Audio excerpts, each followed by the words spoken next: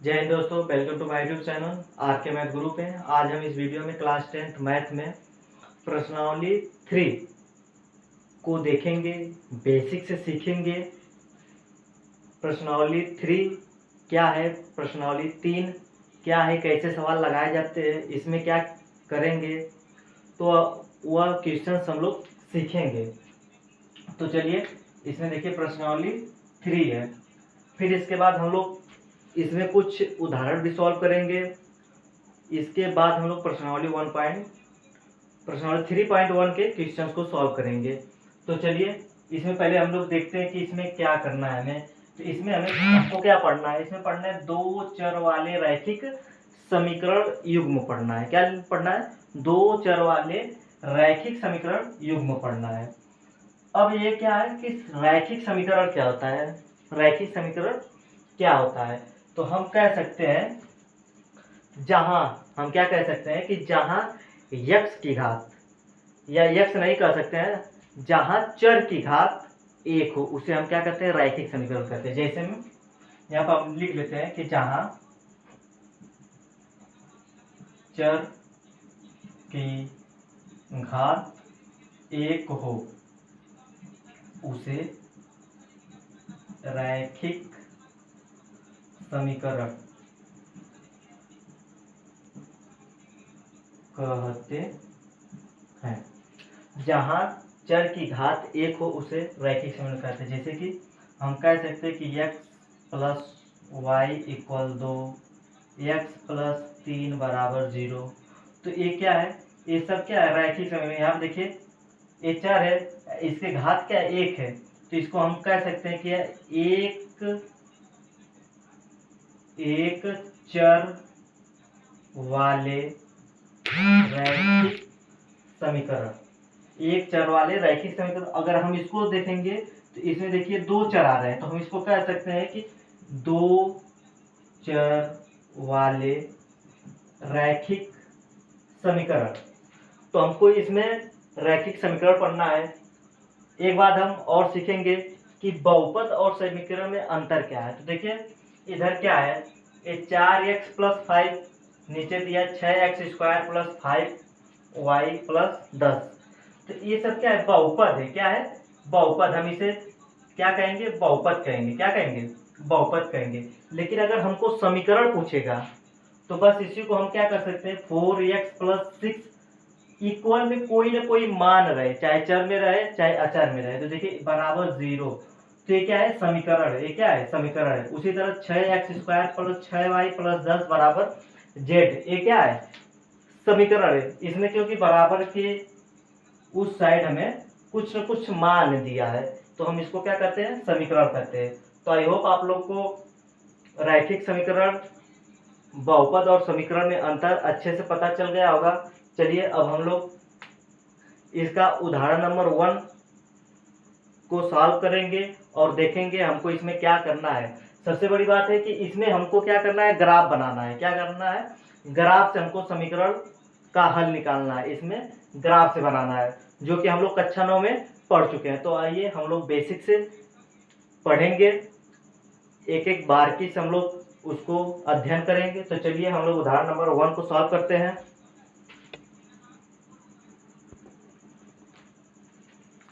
चलिए दोस्तों, उदाहरण नंबर 1 का हम क्वेश्चंस पढ़ देते हैं, क्योंकि इस पर हम लिखेंगे तो ब्लैक बोर्ड क्या हो जाएगा? व्हाइट बोर्ड पूरी भर जाएगी। तो हम लोग देखिए क्वेश्चंस हम लोग पढ़ देते हैं। क्वेश्चंस इधर है कि अखिला, क्या है? अखिला अपने गांव के एक मेले में गई। वह एक चरखी की सवारी करना चाहती थी और हुपला खेलना चाहती थी। मतलब क्या कह रहा है कि एक अखिला है, कोई लड़की है, वह अपने गांव, मतलब गांव में मेला लगा तो गई मेला देखने। तो उसमें वह क्या करना चाहती थी कि देखिए कि एक चरखी वाला, जो आप देखे होंगे झूला, गोल गोल वाला जो बड़ा वाला झूला होता है, वो उसको हम क्या कहते हैं? इसमें कहा है कि चरखी की सवारी, उसी को हम क्या कहते हैं? चरखी। तो वह झूला झूलना चाहती थी। और हुपला, हुपला करने का मतलब यह है कि जो आप देखे होंगे, मेले में गए होंगे तो आपको दिखा एक रीन आप दे देते हैं लोग, और फिर उसको हमको रीन को फेंक कर पिलाना रहता है, वो कोई साबुन लगाकर या फिर पार्ले बिस्कुट या फिर वगैरह वगैरह लगा कर वहाँ पर रखता है, जिसमें हमारा वह ऋण फंस जाए तो वह हमारा हो जाता था, तो उसको हम क्या बोलते हैं, हुपला बोलते हैं। तो कह रहा है कि अखिला अपने गांव के एक मेले में गई, वह एक चरखी की सवारी करना चाहती थी और हुपला खेलना चाहती थी। आगे बोला है कि जितनी बार वह हुपला खेला, जितनी बार वह हुपला खेली, उससे 2 गुना बार चरखी की सवारी की। यदि प्रत्येक बार की सवारी के लिए उसने 3 रुपये तथा हुपला खेलने के लिए 4 रुपये खर्च करना पड़ा, तो आप कैसे ज्ञात करेंगे कि अपने कितनी बार चरखी की सवारी, कैसे ज्ञात करेंगे कि वह कितनी बार चरखे की सवारी की और कितनी बार हुपला खेली, जबकि उसने इसके लिए कुल 20 रुपये खर्च किया। क्या किया? 20 रुपये को खर्च किया। तो चलिए हम लोग इसको लगाते हैं, क्या है, इसको हल करेंगे।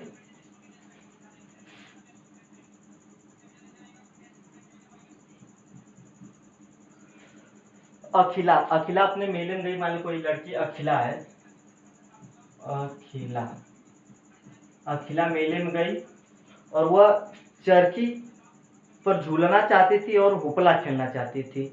टोटल उसने 20 रुपये ली है। वह बोलती है कि प्रत्येक चरखी में जब वो चढ़ती है तो 3 रुपये देती है और प्रत्येक हुपला जो खेलती है तो वह 4 रुपये देती है। तो चलिए पहले तो हमको क्या करना है, इसमें समीकरण बनाना है, 2 रैखिक समीकरण बनाना है। तो चलिए हम कह सकते हैं, हम यहाँ पे लिख सकते हैं कि एक बार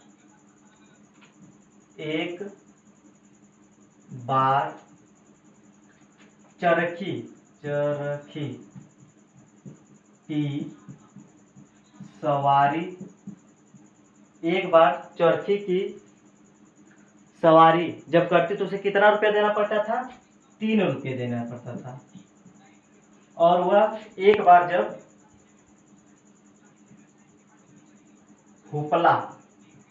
हुपला खेलती तब उसे कितना रुपया देना पड़ता था? 4 रुपया देना पड़ता था। क्या रुपया देना पड़ता था? 4 रुपया देना पड़ता था।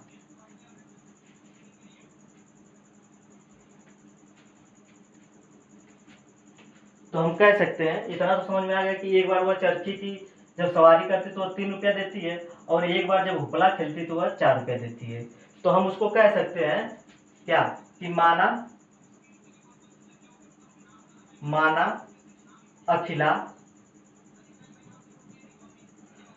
अखिला चरखी की सवारी करने के लिए, माना अखिला चरखी की सवारी यक्स बार की तथा हुपला खेल वाई बार खेली।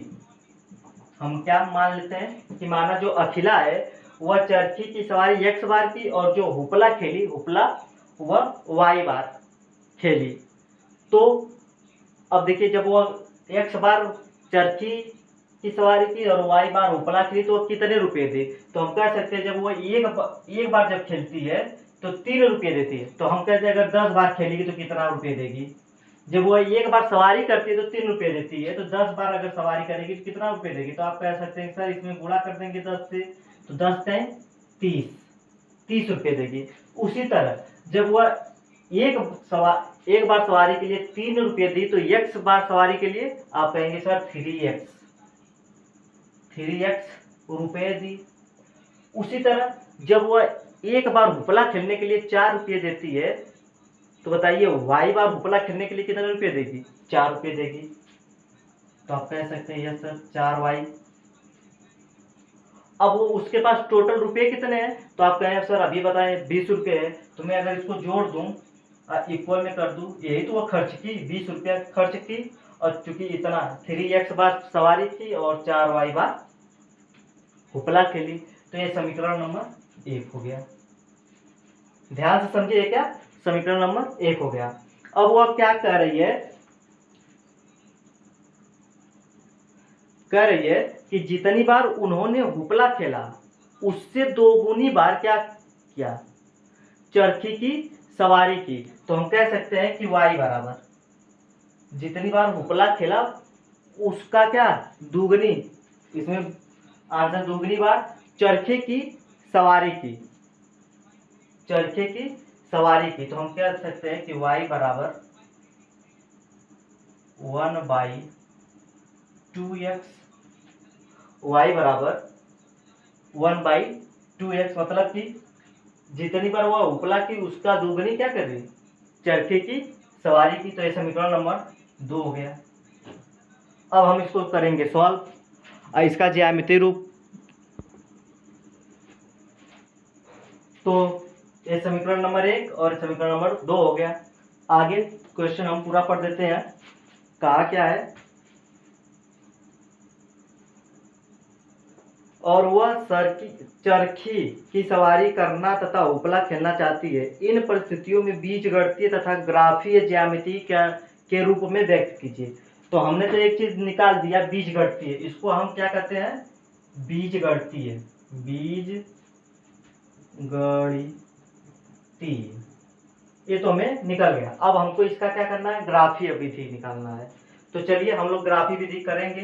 तो सबसे पहले हम क्या करते हैं, समीकरण नंबर 1 को लिखते हैं। क्या समीकरण नंबर 1 को क्या है, 3x + 4y बराबर में 20, यही है समीकरण नंबर 1। तो हम कह सकते हैं कि अगर मान लीजिए x बराबर हम 0 लिए तब y बराबर क्या आएगा। तो चलिए कर दीजिए, x बराबर 0 लेने पर, जब x बराबर 0 लेंगे तो ये तो पूरा 0 हो जाएगा, ये पूरा 0 हो जाएगा। तो क्या हो जाएगा, 4y बराबर में 20, तब y बराबर क्या हो जाएगा, 20/4, 20/4, तो y बराबर आ जाएगा 5। तो हमें 2 बिंदु क्या मिल गए, ग्राफ बनाने के लिए हमें 2 बिंदु लेना बहुत ही आवश्यक है। तो चलिए हमें 2 बिंदु मिल गया, 0,5। बिंदु को हम लिखते हैं x, y, हमेशा x, y में ही लिखेंगे। चलिए एक इधर से हो गया। अगर हम एक बार और करें कि y बराबर 0 लेते हैं, चलिए एक बार y बराबर 0 ले लेते हैं। क्या है, 3x + 4y बराबर 20। तो एक बार y बराबर 0 लेंगे, आप कुछ भी ले सकते हैं, 0 न लेकर आप कुछ भी 1 2 3 4 5 6 10 20 कुछ भी लेंगे, मान में परिवर्तन आएगा लेकिन ग्राफ में परिवर्तन नहीं आएगा। आपका ग्राफ सेम टू सेम वैसा ही बनेगा। तो चलिए अगर हम y बराबर 0 लेते तो क्या हो जाएगा, ये 3x अब प्लस, अगर हम इसको 0 लेंगे तो ये पूरा 0 होगा, अब बराबर में 20। तो x बराबर 20/3। जब इस 3 से 20 में भाग देंगे तो 3 × 18 पॉइंट में आएगा, 6.66। तो हमको क्या करना चाहिए कि ऐसा मान लें कि ये पूरा पूर्णांक है, होल नंबर आए। तो हम इसको क्या मान सकते हैं, इसको 0 न मानकर हम क्या मान सकते हैं, क्योंकि इसमें आप पॉइंट में भी आएगा तो लगेगा सही रहेगा, लेकिन थोड़ा सा अगर पूर्णांक होल नंबर आता है तो और ही सरल हो जाएगा। तो हम लोग ऐसा मान रखेंगे कि यहाँ पर पूरी तरह भाग कट जाए। तो हम कह सकते हैं कि सर अगर y बराबर 2 ले लें, y बराबर 2, क्या y बराबर 2 लेने पर, तो चलिए y बराबर 2 ले लीजिए। तो ये हो जाएगा 3x + 4 × 8 बराबर में 20। तो 3x बराबर उधर जाएगा तो 20 - 8, तो 3x बराबर में क्या हो जाएगा, 12। तो x बराबर ये 12/3, तो x बराबर आ जाएगा 4। 3 चौके 12, तो x बराबर क्या आ जाएगा, 4 आ जाएगा। x बराबर इधर हम लिख सकते हैं, x बराबर 4 आ जाएगा। तो इधर हम कहेंगे x, y, तो x क्या है, x है 4 और y क्या है, 2 है। तो एक बिंदु ए मिल गया और एक बिंदु यह मिला। अब उसी तरह से हम समीकरण नंबर 2 को भी करेंगे। यदि हम मान लें कि y बराबर 0, x बराबर अगर हम 0 माने तो क्या y बराबर क्या आ जाएगा? अगर हम लिख लें x बराबर 0 तो y बराबर भी क्या आ जाएगा? 0 आएगा। देख लीजिए इधर समीकरण नंबर 2 को हल करते हैं। क्या है? y बराबर 1/2 x है। y बराबर 1/2 x है। तो x बराबर अगर हम 0 मान लें, कर दें कि माना x बराबर 0, तो y बराबर भी क्या आएगा? x बराबर जब ये 0 में किसी संख्या से भाग देते हैं तो क्या आ जाता है? 0। तो एक का मत आ जाएगा 0, ये बिंदु क्या हो जाएगी? x, y। एक तो बिंदु 0, आ गया। अब दूसरा क्या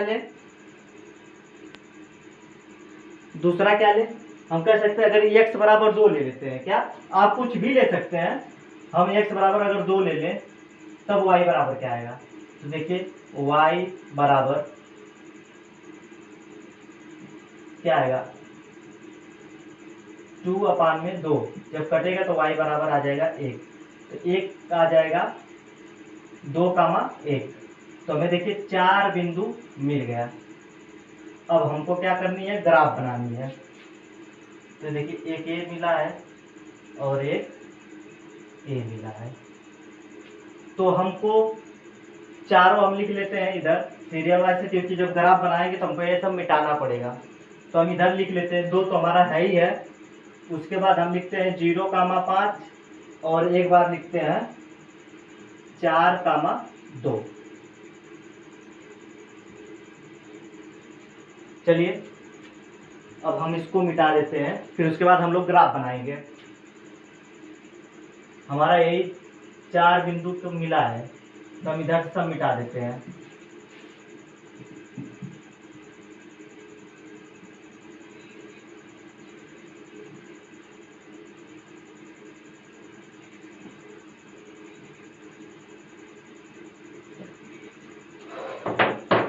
तो चलिए हम लोग ग्राफ बनाते हैं। तो हमको मैं अधिकतम कितना जाना है? देखिए अधिकतम 5 है। तो चलिए हम लोग बनाते हैं।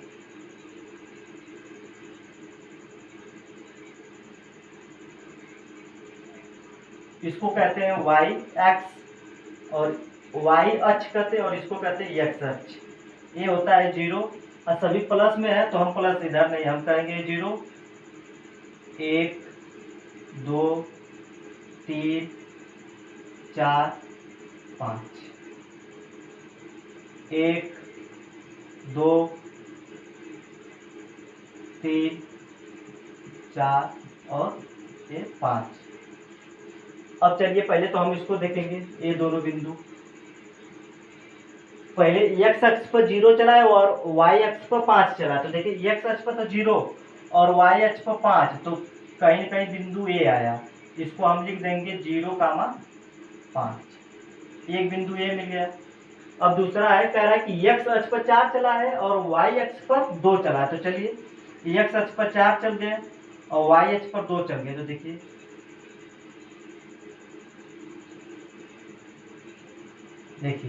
तो एक बिंदु ए मिल गया हमें, एक बिंदु ए और एक बिंदु ए। तो अब हम इसको क्या करते हैं? मिला लेते हैं।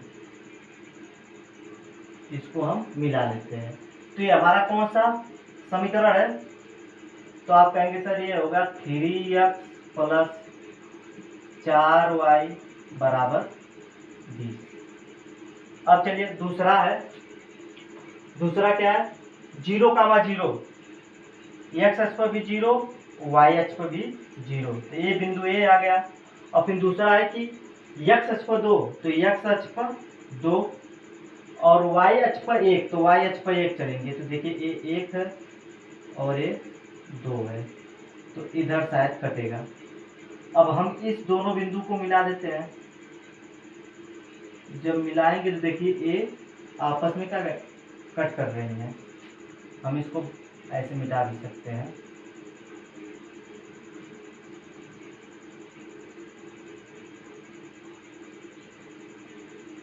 तो ये जो रेखा है, ये जो रेखा जा गई है, इसको हम क्या कौन सी रेखा है, तो हम कहेंगे सर ये y बराबर है x/2, ये वाला है।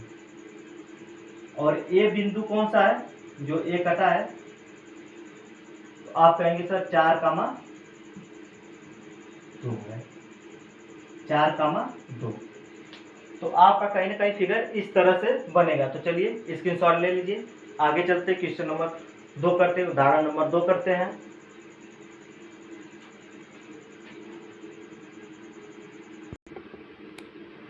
चलिए उदाहरण नंबर 2 का क्वेश्चन हम बोल देते हैं, पढ़ देते हैं। लिखना बहुत बड़ा है तो इस ब्लैक बोर्ड भर जाएगी, हम लोग सिर्फ क्वेश्चन सॉल्व करेंगे। इधर देख लीजिए आप लोग, कह रहा है कि रोमिला एक स्टेशनरी की दुकान में गई और 9 रुपये में 2 पेंसिल तथा 3 रबड़ खरीदी। उसकी सहेली सोनाली भी क्या की, सोनाली ने रोमिला के पास नई तरह की पेंसिल और रबड़ देखी और उसने भी क्या की 18 रुपये उसी तरह की 18 रुपये में उसी तरह की 4 पेंसिल और 6 रबड़ खरीदी। इस स्थिति में बीजगणितीय तथा ग्राफीय ज्यामितीय रूपों में व्यक्त करना है। तो चलिए उदाहरण नंबर 2 को भी हम सॉल्व करते हैं।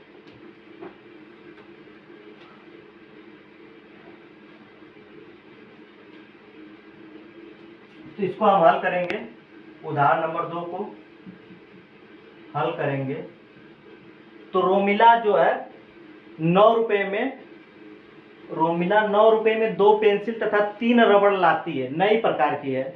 तो हम कह सकते हैं कि माना एक पेंसिल का मूल्य बराबर x रुपये, एक पेंसिल का मूल्य बराबर x रुपये, और कहेंगे कि एक रबड़ का मूल्य बराबर y रुपये, मूल्य बराबर y रुपये।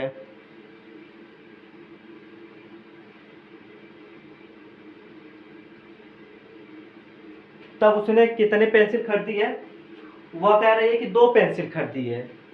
2 पेंसिल कै रुपये को है, जब एक पेंसिल का मूल्य x रुपये है तो हम कह देंगे कि 2 पेंसिल का मूल्य 2x हो जाएगा। अब प्लस जब एक रबड़ का मूल्य y रुपये है तो 3 रबड़ का मूल्य 3y हो गया। अब बराबर में कितने रुपए के लिए, तो आप कहेंगे सर अभी बताएं 9 रुपये के लिए। तो ये तो हमारा बीजगणितीय आ गया समीकरण नंबर 1। दूसरा कह रहा है कि वही क्या कर रहे, सोनाली है, उसको देखी तो वो अभी उसी तरह की गई, तो क्या की 4 पेंसिल और 6 रबड़ लेते आई। तो एक पेंसिल का मूल्य अगर x रुपये है तो 4 पेंसिल का मूल्य क्या हो गया 4x। एक रबड़ का मूल्य y रुपये है तो 6 रबड़ का मूल्य 6y हो जाएगा। अब बराबर कितने रुपए की, तो कह रहा है कि 18 रुपये की। हमारा समीकरण नंबर 2 है और इसी को हम कहते हैं बीजगणितीय, बीजगणितीय।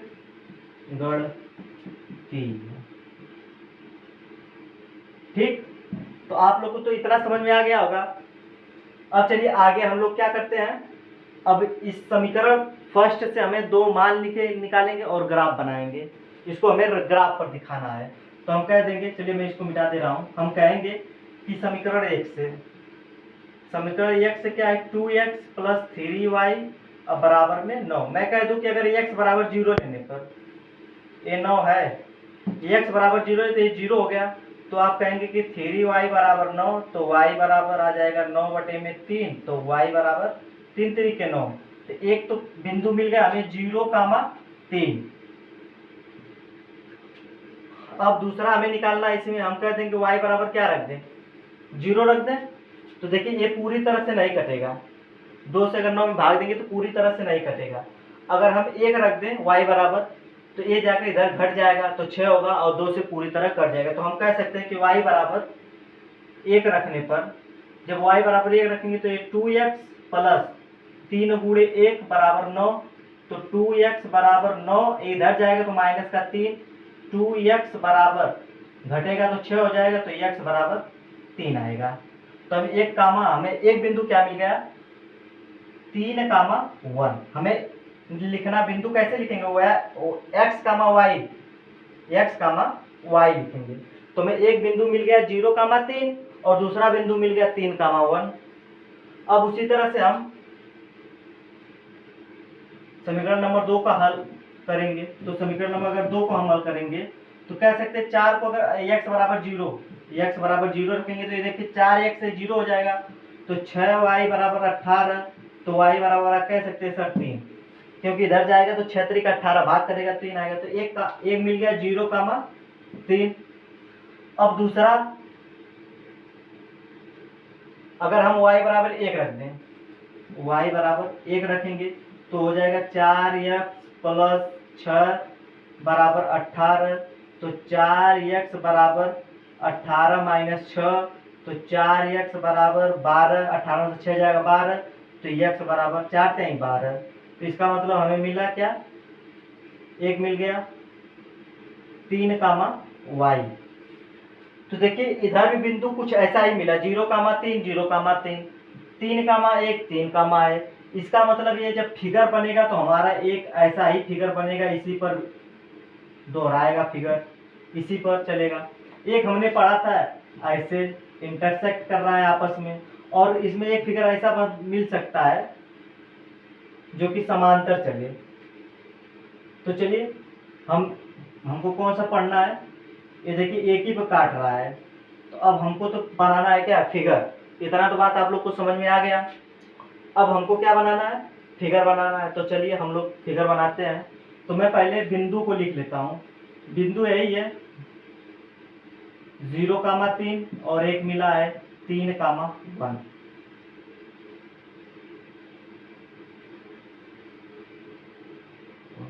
और दूसरा है 0,3 और एक मिला है 3,1। चलिए मैं इसको मिटाकर फिगर बनाता हूँ।